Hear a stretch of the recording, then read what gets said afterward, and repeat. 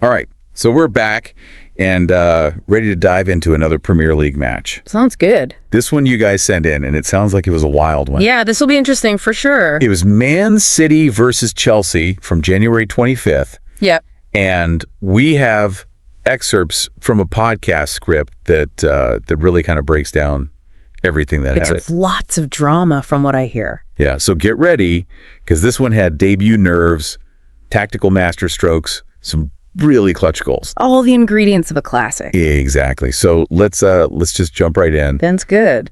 So right off the bat, Yeah. Chelsea came out with just so much energy. They really did. It was almost like Already. they had something to prove right from the whistle. Yeah, and they had City on the back foot like immediately. Yeah, you could feel the momentum swinging their way. And then, of course, on top of all that, Oh, yeah. we have Abdukodir Khusanov making his debut for City. Talk about a trial by fire. I mean, whoa. Thrown right into the deep end. And Not unfortunately, the best start. No, not at all. Only 3 minutes and misjudges a header. The ball falls right to Nicholas Jackson. oh no. Jackson passes it off to Noni Madueke goal for Chelsea, just like that. You never want to see that happen, especially on your debut. I mean, talk about pressure, right? You're trying to make a good impression. Yeah. And then to make matters worse, just a few minutes later, This is rough. Khusanov picks up a yellow card for a foul on Cole Palmer. Yeah, another mistake adding to the pressure. You could almost see his confidence taking a hit. Oh, yeah. It's tough to bounce back from that. Absolutely. Yeah. But, to his credit, Yeah. he didn't completely crumble under all that pressure. And City, despite that early setback, they started to find their footing. Yeah, I was going to say, like, they didn't let it completely deflate them. No, they didn't. They got back in there. And actually, Matthias Nunes, Yeah. what a powerhouse in midfield. It can really control the game. Fires off a shot, Yep. forces a save from Chelsea's goalie, Robert Sanchez. Great save, too. But Yeah. Chelsea's Gvardiol, Oh, yeah. he was red, working, just waiting for that rebound. Like a shark. Scores in the 25th minute. Game on. Back in it. That equalizer. I think that was a real turning point. Yeah. It injected some energy back into City's game. Yeah, they needed that. And you could see their confidence growing. Okay, so back and forth from there, Oh, yeah. trading blows, like you said, each side just Exciting stuff. really going at it. Phil Foden almost put City ahead. Yeah. Beautiful curl that hit the post. So close. And then on the other end, Omar Marmish thought he had scored for Chelsea. Oh, yeah. But the offside flag went up. Denied. The script actually mentions Bernardo Silva might have been in a better position. Really? It makes you think, what if? Right. What if that pass had gone to Silva instead? Completely different game. Exactly. It just highlights those fine margins, those split-second decisions that can determine the outcome. So many what ifs. Keeps you on the edge of your seat. Totally. And then we hit halftime. And it feels like everything shifts in the second half. It really does. City just finds another gear. Yeah. If we look at the tactical side of things, Pep Guardiola made a crucial decision. Okay. Early in the second half, he substitutes Khusanov Makes sense. for John Stones. Okay. Bringing on Stones added some much-needed stability to that back line, Yeah. allowed City's attacking players to really push forward with more confidence. Okay, so subtle change. It was subtle, but Huge impact. huge impact. Okay. And that confidence led to a truly magical moment. Yeah, I remember this. 72nd minute, Ederson City's keeper launches this incredible long ball. He does have a good boot on him. Sanchez, Chelsea's goalie, he's caught way off his line. Oh, no. And then there's Haaland, Oh, boy. battling it out with Trevoh Chalobah for possession. Oh, no. The sheer physicality of it. Right. Haaland wins the ball.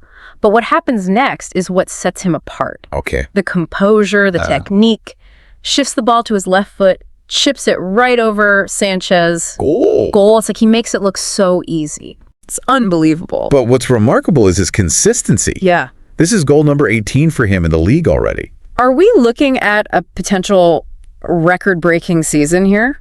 I mean, what separates him from other top strikers, in your opinion? Well, there's a certain awareness and instinct that separates truly elite strikers from the rest. Okay. They can read the game, anticipate movements, make split-second decisions that others just can't. They're just one step ahead. Exactly. And Haaland, he has that in spades. He's a special player, for sure. He is, and his finishing is incredibly clinical. You can't teach that. No, you can't. And he's got that physical presence too. Right. He's not afraid to use his body. Yeah, he can outmuscle defenders, hold up the ball, and then suddenly unleash a shot with incredible precision. Nightmare for defenders. Absolutely. Speaking of nightmares for defenders. Oh, yeah. Phil Foden. This guy. On fire lately. He is. He really put the cherry on top of that City performance. I mean, what a goal. With a phenomenal goal in the 87th minute. Assisted by Haaland. That connection is something special. Final score 3-1 City. A dominant performance in the end. They really took control. Yeah, Foden's form has been electric lately. I was going to say 5 goals in 4 games. Exactly. He's taken his game to another level this season. It feels like it. He's not just a finisher, though. No. He's involved in the build-up play, creating chances for himself and his teammates. He's a complete player. He really is. Do you think he's making a case for being City's most dangerous player right now? It's a conversation worth having, for sure. Yeah. I mean, his confidence is sky high. He's constantly looking to make things happen, not afraid to take on defenders. Right. And his decision-making in the final third has been incredibly sharp. Okay, let's switch gears for a second and talk about Chelsea. Yeah. They started so strong, but then just seemed to fade as the match went on. Yeah, it's interesting because this match actually extends their winless streak against City to 11 matches. 11 matches. Wow. It's a pattern at this point. That's a lot of games to not win against a single team. It is, and it makes you wonder what's going on there. Do you see any common threads in those losses? Yeah. Any underlying reasons why they haven't been able to break this, Well, it's not just one thing. Yeah. City's tactical flexibility and depth are certainly a challenge. Okay. I mean, Gvardiol is a master at adapting his approach. Yeah. Based on the opponent. Like he's always one step ahead. He is, and they have the squad to execute those changes seamlessly. Chelsea, on the other hand? They can compete with City for periods of the match. Yeah, you see flashes. But they haven't been able to sustain that intensity for a full 90 minutes. It's like City has this aura of invincibility against them. Yeah, almost like they've gotten into Chelsea's heads a bit. Right. When you've lost repeatedly to the same team. It's hard to shake that feeling. It can be tough to shake that feeling of doubt. Okay, now let's circle back to Khusanov for a moment. Yeah. Obviously not the dream debut he was hoping for. No, definitely not how we envisioned it. But do you think there are any positives he can take away from this experience? Absolutely. Okay. It was a harsh lesson, but an important one. Yeah. Gvardiol chose to take him off early in the second half, which could be seen as a way of protecting him. Right. Further pressure. It shows that even amidst the intensity, Yeah, there's room for empathy absolutely. and a long-term view of player development. Exactly. It sends a message of support and understanding. The key for Khusanov is to use this experience Yeah. as fuel for growth. Analyze those mistakes, learn from them, and come back stronger. Resilience is so key. It is, especially after a setback like this. Now, let's not forget the tactical battle that unfolded Yeah, the manager. between the managers. Always fascinating to watch. Anything in particular that stood out to you?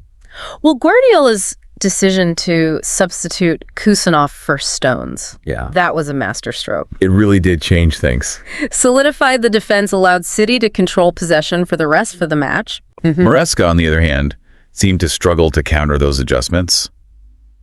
It really does highlight the difference experience can make at this level. Oh, for sure. For both players and amateurs, right? Yeah. Knowing when to make those crucial substitutions, how to tweak your tactics on the fly, it can completely change the momentum of a match. Absolutely. Okay, now, let's not forget to touch on something truly unique from this match. Okay. Ederson, City's goalkeeper, Yeah. made history He did. with his long ball assist for Haaland's goal. I mean, that pass. Incredible. That's right. He became the first Premier League goalkeeper in 16 years to register 2 assists in a single season. Wow. It's a testament to his incredible passing range and City's overall philosophy of utilizing every player on the pitch Right. to contribute to their attack. I mean, it's amazing to see a goalkeeper playing such a pivotal role in the build-up play. It really is. It really speaks to the evolution of the game. Yeah. And the importance of having technically gifted players. It's a reminder that football is a team sport, and every player, regardless of their position, can make a significant impact. For sure. Sometimes those contributions come from unexpected sources. Right. And that's what makes the game so unpredictable and exciting. I couldn't agree more so as we reflect on this incredible match between City and Chelsea. What stands out to you the most? That's a good question. What's that one moment or takeaway that will stick with you? For me, it's the contrasting narratives of Khusanov and Haaland. Okay. On one hand, you have the young debutant struggling under the weight of expectations, making those early errors that ultimately cost his team. And on the other, you have Haaland, the established superstar, showcasing his composure, his clinical finishing, and his ability to just rise to the occasion when it matters most. Yeah, it's like two sides of the same coin. It is. The potential and the pressure that come with playing at the highest level. And it's a reminder that even the most talented players face setbacks. For sure. But it's how they learn and grow from those experiences that ultimately defines their careers. This match really was a microcosm of those themes, wasn't it? It certainly was. It had everything we love about football: individual brilliance, tactical intrigue, moments of heartbreak, and ultimately the triumph of resilience and experience. And that's why we keep coming back for more. Exactly. This deep dive has been a wild ride. We've analyzed the key moments, debated the tactical decisions, and explored the contrasting journeys of these players. I've enjoyed it. But most importantly, we've gained a deeper appreciation for the complexities and the beauty of this game we all love. Couldn't have said it better myself. So for all you listeners out there, we hope this deep dive has given you some new insights and perspectives on this incredible match. Yeah. Football is a sport that constantly keeps us on our toes, sparking debate and igniting our passions. You're sure. So keep exploring, keep analyzing, and keep the conversations going. Until next time, enjoy the beautiful game.